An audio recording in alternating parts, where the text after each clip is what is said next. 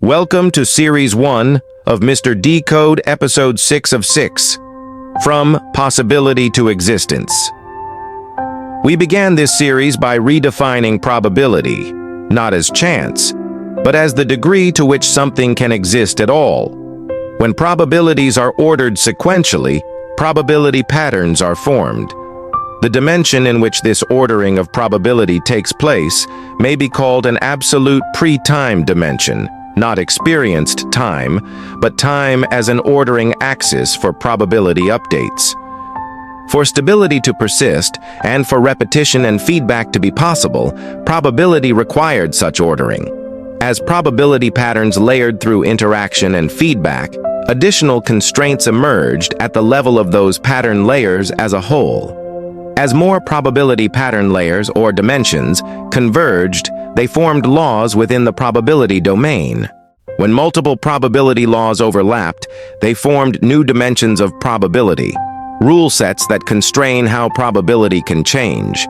Everything we discussed until now lived in the realm of possibility. Still, everything existed only as structured possibility. All of this describes what can exist, not what already exists. These ideas describe the conditions under which existence, its continuity, and the laws acting upon it become possible, not existence itself. Up to this point, nothing has yet happened. Now we cross that boundary. When multiple probability dimensions, laws, ordering, interaction, and structure converged in a compatible way, stable existence became possible. This is the moment where the universe does not merely could exist, it does exist. This transition is what modern physics points to when it speaks about the birth of the universe. Whether it is inflation, rapid expansion, symmetry breaking, whatever the specific mechanisms may be, are physical descriptions of what existence looks like immediately after stabilization occurs. What we are addressing here is the deeper driving condition that made existence possible in the first place. Inflation is not the cause of existence. It is the first large-scale behavior of existence once probability stabilizes into reality. Information and consciousness. Once existence occurs, expansion follows naturally. Because constraints are minimal, stability is new, and probability space unfolds rapidly into physical structure. Now, and only now, does information appear. Information does not exist in pure probability space. Information does not precede existence. Information is what existence looks like when probability patterns are allowed to persist, interact, and influence what comes next.